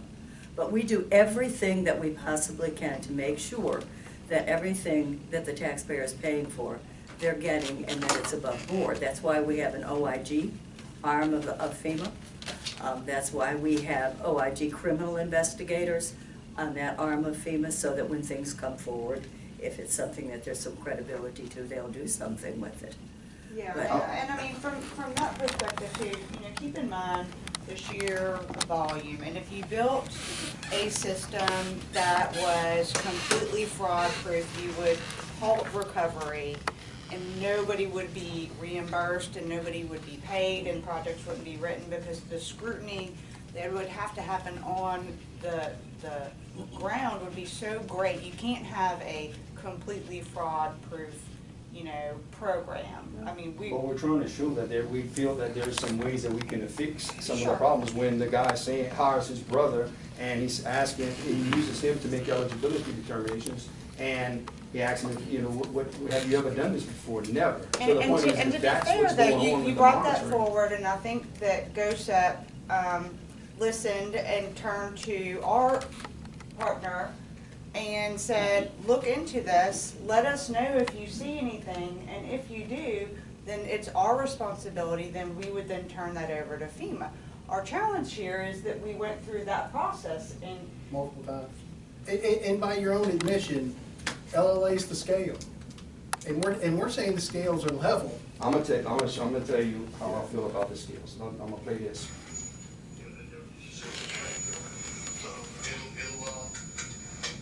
It can't go to arbitration because This is one of the projects that, so your best bet actually is. this is another FEMA project. No, I'm not. I will tell you, we have, and I think you know this, just to remind you, we have the legislative auditors embedded with us. There's nothing that goes out of our operation that doesn't pass their eyes, nothing. And there are, at times, we have this relationship where, I may get some pressure, and I was like, guys, you're gonna have to, kind of hold your nose and keep your fingers in your ear, and we're getting ready to do this. But I'll only do that if I feel like at the end of the day, we're gonna hang on to it. It might not be perfect, all the eyes dotted, but, it's more important to get it through than to, be a bureaucrat about it. And they'll just have to, which is often, they'll just, close their eyes, stick their fingers in their ears, and we make sure that there's no fingerprints on it. That's what Mark Bozier had to say. So now, let's see, so, because now you're trying, No, hold on, who is that? I would like to know. That's Mark DeBozier, the same guy that signed off on this That's project. that's Lynn's predecessor. right, Mark I've DeBose. taken Mark's. So, So when you set the scales, I'm telling you that we have some problems with I the didn't, scales. I didn't refer to myself as a scale, you did. And you I agree did- with me. No, I did not. So, now that you've impugned my office, I've got to get a little defensive, because what Mark, see, you don't understand the context with what Mark was saying with that. Because when Mark says you got to plug your ears and close your eyes, that's because he's about to override something we wrote. We don't look the other way. Got lots and lots of proof, lots and lots of findings that FEMA knows about, that FEMA doesn't like, that the state doesn't like. Lots of them. But we don't look the other way. We write the finding. We put it out there because that's the mission of this office, to bring light and sunshine. That's what GOSEP pays us for. What- To make sure that the process doesn't get out The of checks and kilter. balances. What I would We're ask part for of is, that, if- and what I we would do ask that. for, what I would ask for is if Higgins' office, maybe with the support of the representatives, that would ask for an independent investigation to find out, maybe from the Oversight Committee in Washington, to find out what's going on in regards to the monitoring of these projects. Because I truly believe that, and there's evidence to support, that GOSAP's contractors that they contract to administrate, that were monitoring this project, and you can, and talk to the individuals, the boots on the ground on what happened on this project. I mean, I got a police report right here where they're talking about the logs that were removed as sinkers, that are not hurricane debris, that they were, the drainage district in the parish, they went to the parish to see if they can market these sinkers. So I doubt if the sinkers were Hurricane Rita debris that were removed off this project that they were discussing on marketing. So the point is, I believe that maybe the Oversight Committee in Washington can do some sort of investigation to find out how the monitoring is done. Then, because I can show, and I can have some more meetings just to say with individuals, show them how the monitoring is done and how FEMA is being told that something is being done when it's not actually being done. They're taking individuals' word for it, that they're assuming that people are operating in good faith. But the truth is, you compare that, if they say, this is what we pay for, and you compare it to, I mean, but we have to start somewhere. If not, we just go, hey, look, there could be some fraud here and there. You know what? Just, you know, we'll hold our, you know, close our eyes, put our fingers in our ears, and hold our noses. I mean, bottom line, the senses, the sensitivity of the scale would just unplug the scale. So I would hope that we can really get to the bottom of it, because in this particular project, Dan Kennedy was a FEMA guy, he was an employee, and I've talked to the U.S. Attorney General's office, and they said sometimes FEMA's biggest problems is FEMA's employees. And I'm not insulting y'all, and I want you to understand that. But the Dan Kennedy that have a map that he lives off of this bayou, and he was supposedly monitoring and making eligibility determinations on this bayou, and his home, his neighborhood had been flooding for years, I believe is a major conflict of interest. And with the information I have, I think that the checks and balances, they weren't working like they should have. So I'm hoping that maybe we could get to the bottom of why is this type of things happening on projects, and how in the world can a contractor been on a project to do any work if 1 minute it's eligible, next minute it's not eligible, or 1 minute it's not eligible, okay? But FEMA, like Kevin Davis, we've had meetings with Kevin Davis, as Senator Mills knows, and he said, yeah, when FEMA approves additional eligible debris, they bring money to the table. So bottom line, they made it clear. Mark DeBosch put a chronology document together, said the bottom line, that it was $410,000 for additional contract work, and he puts more contract debris at the approved GPS sites. So it doesn't make sense that LLA may have one interpretation of what's the scope of work and what's eligible. FEMA may have a different, the monitors have a different, drainage district has a different, and then the person signing off on it at GOSAP has a different interpretation. I think our poor governor, when he was in Washington, when the Oversight Committee was asking him if there was any fraud, he turned to, before there was there at GOSAP, Mr. Rochelle. Rochelle turns to the Ms. Amon and asks about the fraud, and the governor asked, his answer to the Oversight Committee was, well, there's been difference of opinion of the scope of work. I think that sometimes can be used as a new interpretation of fraud, is just say, well, everybody has a difference of interpretation of the scope of work. Well, if you paying for something, you know what that is. You got to know what you're paying for. And I think that nobody can really put their finger on, because nobody wants to talk to the people that were actually there and say, what did y'all do out here? And compare that to what they really paid for. So that's what I think at this point, that's the only way we're going to get to the bottom of it. I think we know what we paid for. We may not know every inch, but we do know what we paid for, Mr. Broussard. Can we be out there 24/7? Of course we cannot. That's why we have documentation. That's why it's submitted through you with closeout. That's why we look at it. That's why we do go out and look periodically to see what's being done. So we do. But again, and I saying that I'm going to hold my nose and plug my ears, that is not what I'm saying here at all. No, I didn't say you. I said according to Mark DeBosch, that's what legislative auditors. And we are going to do everything in our power. Because that's not what LLA does. I've got mounds I think and the board said that mounds that's and what he- mounds of proof. Well, Mr. and- DeVoe said that that's what he did, he did not say that's what you did. No, that's what he said he can get LLA to do when he is pretty much. I've worked with Mark a very long time. I know him very well. And I've heard him use that before, and when he has used that terminology, he's talking about, like John referenced, that GOSEP always has the ability to override what LLA tags as a question cost. Just But like they- any but other But what we can't audit do is committee say, that's not a question cost. That's not the way our process works. He says it right here, it is clear from emails and other correspondence that GOSAP monitors were aware that debris beyond that which was especially Billy, there is- designed by FEMA as eligible was being removed from the channel. I mean, he's seen it with Billy, his I own don't, eyes. there's nobody around this table, I don't think, that will tell you that debris outside those original 67 sites was not picked up. I won't tell you that. I won't. I will absolutely tell you, there was a GPS right here, it identified that site. At that site they made, it said, well, there's 30 cubic yards there. Well, when they got there, picked up 75 cubic yards from there, but guess what? Right over here, there was another 50, that when they yanked this up, something come popping up over here.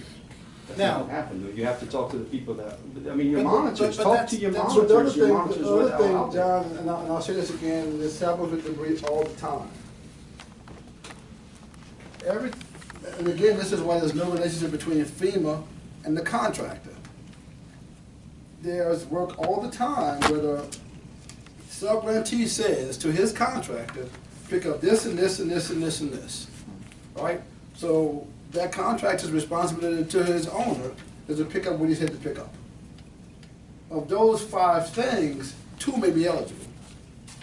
So FEMA may be easily only paying for those 2. So my only point is, just because that contractor picked up that particular amount of debris, that does not mean it was FEMA funded. It just doesn't. Now, you know, how the contract and the owner worked, and how you paid him for what he did, and how he decided what to pay him, how he pulled out what he pulled out, and all the rest of those things. And again, I'm not running from it, it's not a FEMA issue. That's between the contractor and the owner of his contract. And we disallow funding all So the that time. happens all the time, We so disallow work. you may think that all these things were funded by FEMA or paid for by FEMA, and it just weren't. I and was that's going been- based off of what GOSAP produced to me of the documents that were produced for reimbursement. That's where I got. But again, the documents that they gave you, you don't know what portion, I mean, like for example, there was 700 yards picked up. Maybe only 500 of those are being funded. You don't know what's being funded and what's not being But funded. that's also where I'm trying to get to the bottom of. What was originally eligible? What FEMA approved as eligible? And because this is the deal. Also, I've been trying to get to the bottom of what was eligible. Because in the judge's ruling, he told me, he made the ruling. Mr. Broussard's contract was for the hurricane debris, eligible debris. So I've been trying to find out from that date.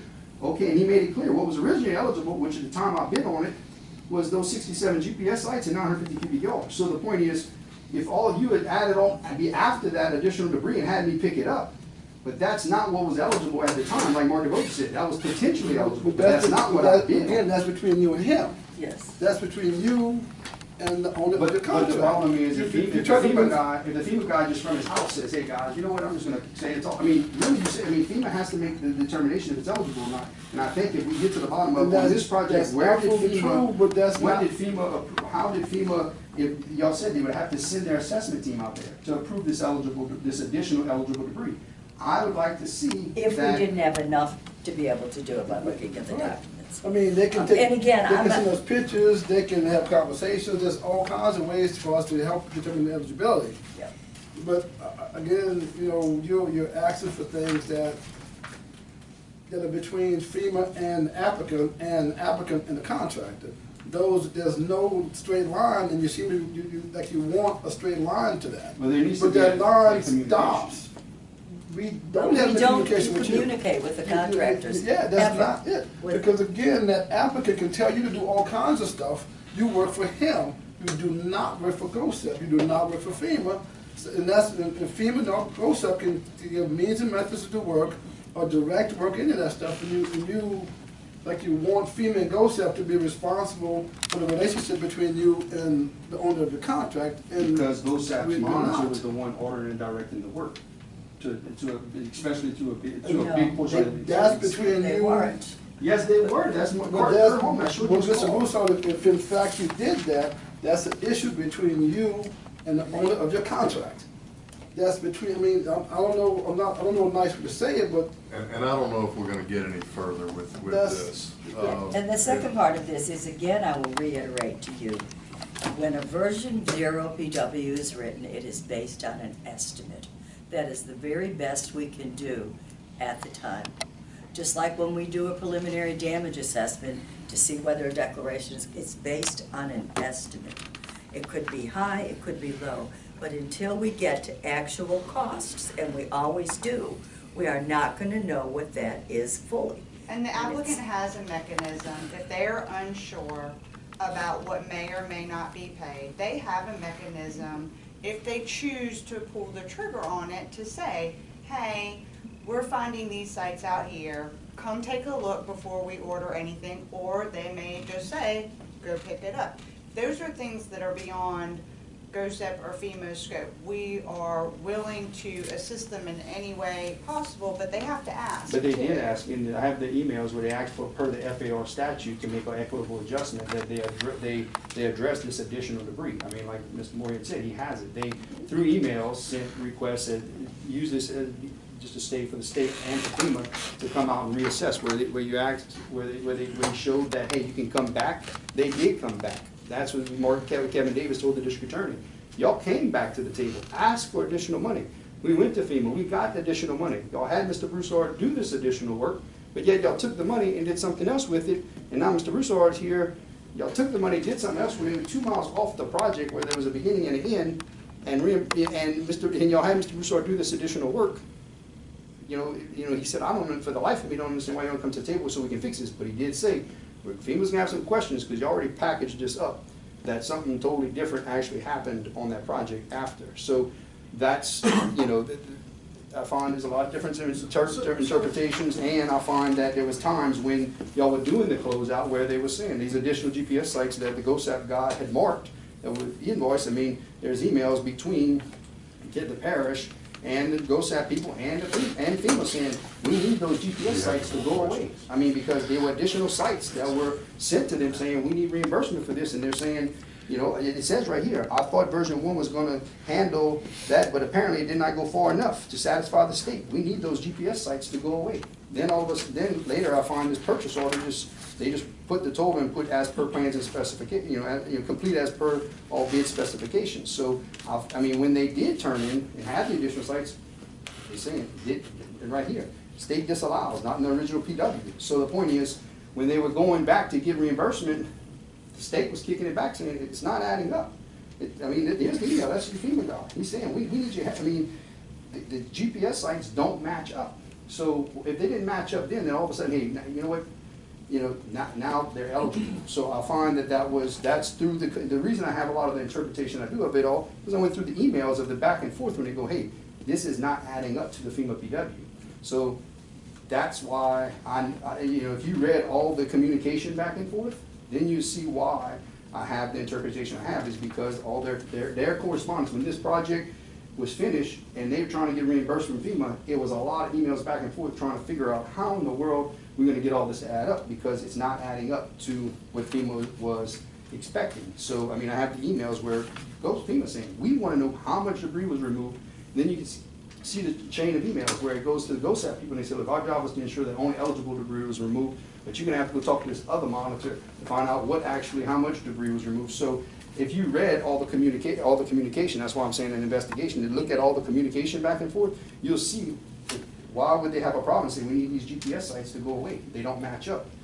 That bothers me with all the communication that. Well, I think your points that have been made, and I think Congressman Higgins can probably suggest maybe some changes at the federal level that maybe prevent this from, or.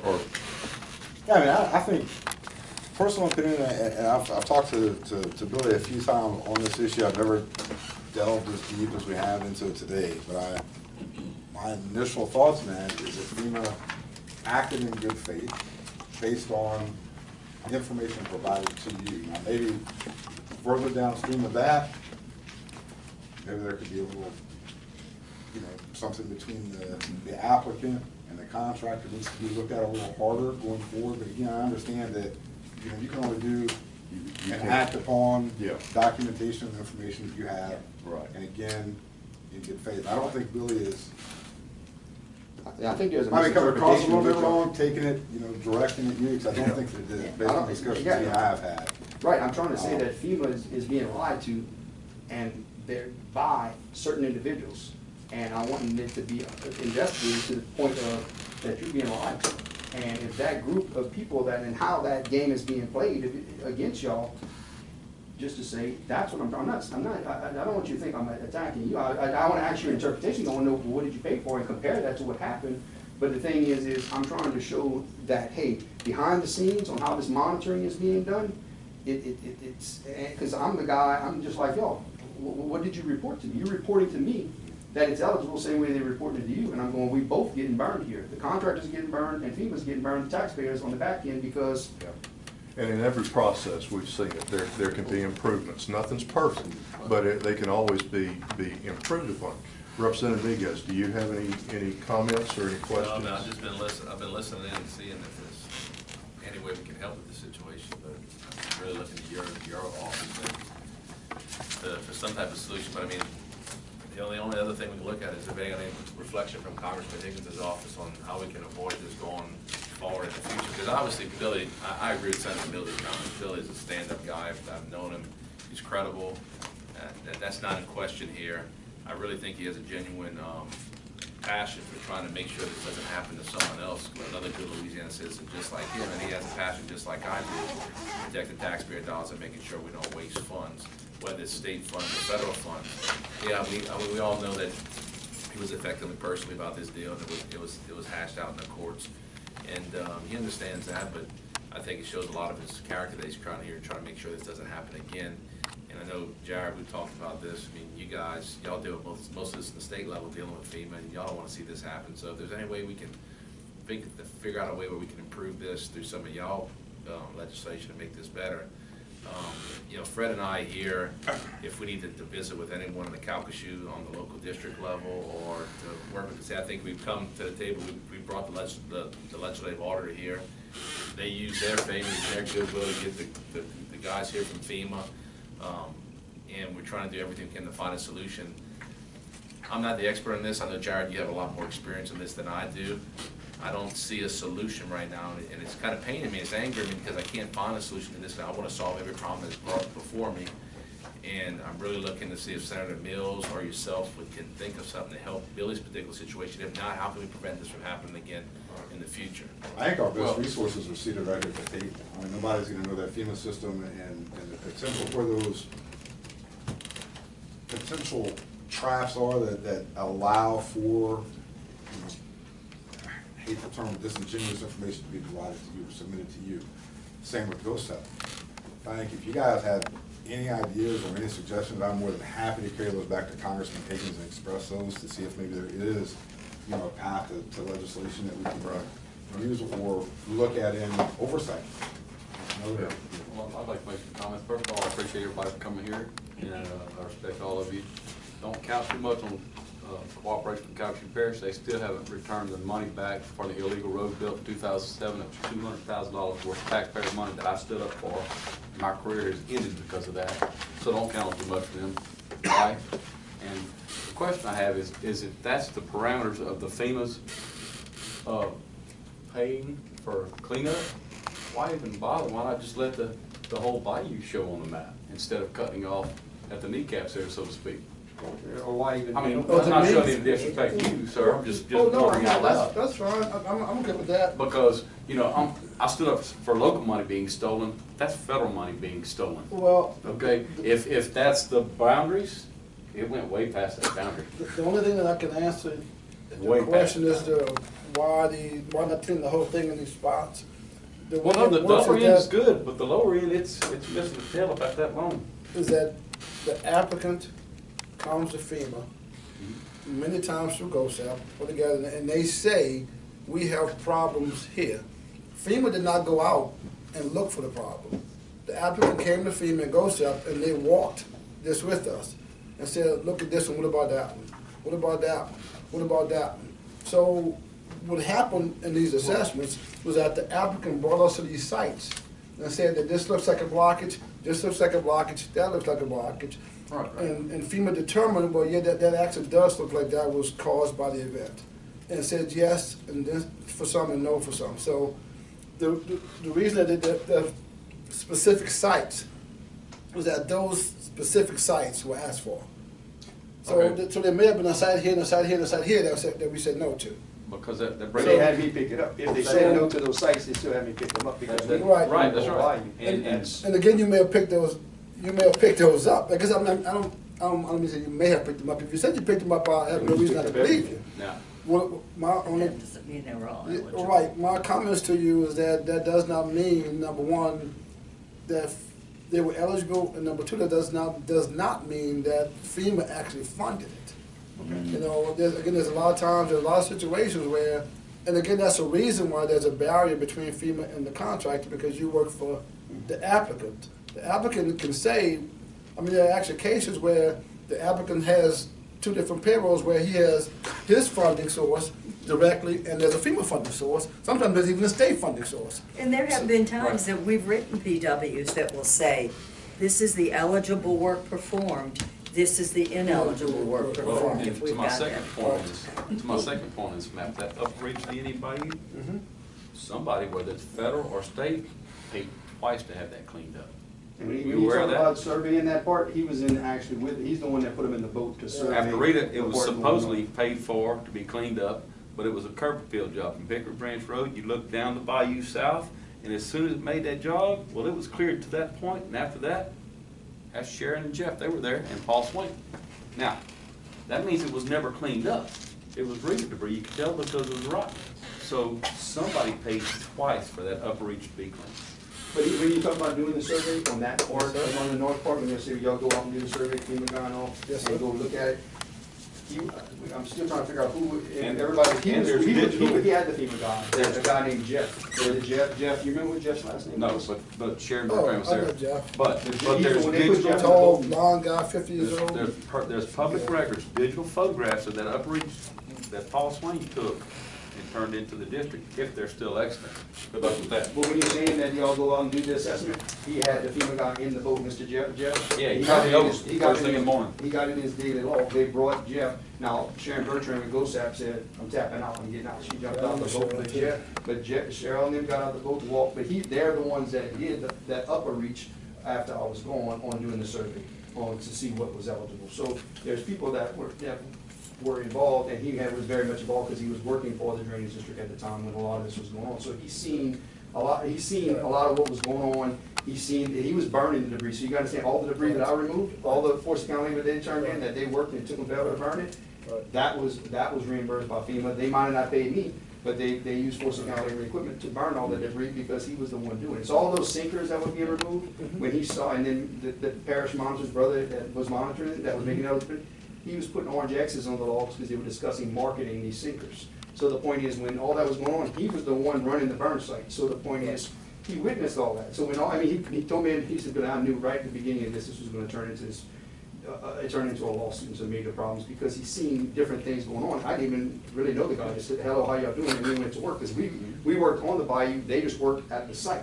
So the thing is, when you witness and see all these different things going on, and like you said, the assessment team would have, no assessment team came out. And I think it's in the depositions to support, nobody ever did go out, according to John Rion. But when they requested it, like they did, just said there was the estimates were off. They were at the identified sites, and that's why Mark DeBoja said, hey, they didn't need to go out to really reassess. We told them have these monitors there. It was just additional debris at those sites. So that's also, you gotta understand, if Mark DeBoja had signed off on this with Senator Mills in all these different meetings, and Kevin Davis saying, this is, and then we hear kind of a different story, we go, why no one has the same story? And that's why I have concern about different things that happen. And I appreciate y'all being here, and I want you to understand, I'm not, personally, I don't even know y'all, but I want you to know, different things that went on this project that created, I mean, 10 years of my life has been really crushed because of people behind the scenes fabricating different things against me on having me pick up this work that crushed me because I had to remove 10 times the debris than what I originally, just to say I originally estimated, because they said, oh no, you gotta pick it up, it's eligible. When the truth is, now I'm hearing a totally different story. We're all talking about a starting point. Where do we have a starting point? Maybe you can ask Congressman Higgins why he would, if he would ask Calcasieu Parish, how come they aren't even concerned about getting the local taxpayers' money back? Because if you aren't concerned about getting local taxpayer money back, you're certainly not gonna be concerned about getting FEMA money back. I appreciate He that. lost 10 years, I lost 15. Senator Mills, did you have anything that you wanted to add or questions? I think he might have. Senator? Okay. He's still on it. Senator Senator Mills? Mills. Apparently not. I think he had his. Either that or we put him to sleep. Well, Yeah, Senator. Yeah, you know, Yeah, Well, I want to know if you had any comments. Yeah, I just thought, first off, thank y'all all for joining us and sacrificing your time and to the legislative auditor. You guys always do great work, and I know as legislators, I'm speaking for Representative Miguez and myself, we rely on your independence. I guess what I'm just asking everybody as Representative Miguez that if there's anything that we're missing with so many people that have expertise at the table, we're always wide open to learn. I guess from sitting with so many meetings with Billy, the work was done. I truly understand that. I've seen it. I guess where I was coming from his vantage point, is the PW could have been reopened and some documentation could have been presented, and the Calcasieu guys could all work together. I thought that was the only solution that we could come up with.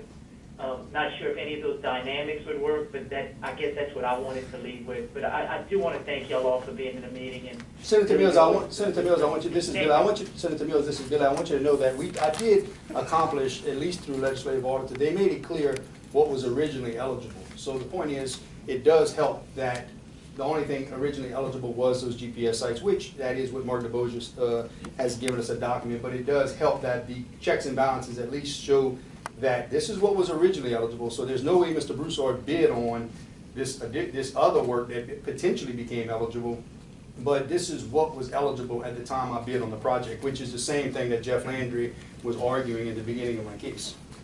So we did accomplish something, and that was what was originally eligible. And Senator Mills, is Carl Patterson, thank you for your time. And the Calcasieu people are working together. They're working together to crush the people that come forward with abuse of public funds. Thank you. well, I thank you. And I will tell you, I did meet with the Calcasieu delegation, and we did try and reopen those talks, but we were not even allowed in place at the table. Yeah, we got a restraining order. I feel your pain. I mean, as you know, we have that restraining order on. Be careful, don't get me thrown in jail. Well, y'all be careful, and thank y'all all for your time. And Representative Miguez, be careful driving back home. I know you've got a meeting at home in a little while, so come back home. Thank you so much. I'll be back soon. Thank you for holding down the district for me. Thank you. All right. Well, and I'll just say thanks that Billy asked me to come and videotape this. I didn't know what the reaction would be. I'm happy because everybody was on board with it. I am going to upload the entirety of the video because I think if nothing else, this is extremely informative for future potential contractors or clearing up some confusion on one end. So I want to thank everybody for allowing me to videotape it because I wasn't sure what the reaction may be, and I was prepared to have to leave if that's what I got told, so I'm glad I'll be able to still stick around. So, See, we didn't know we could tell you that. Too late now. Well, it's not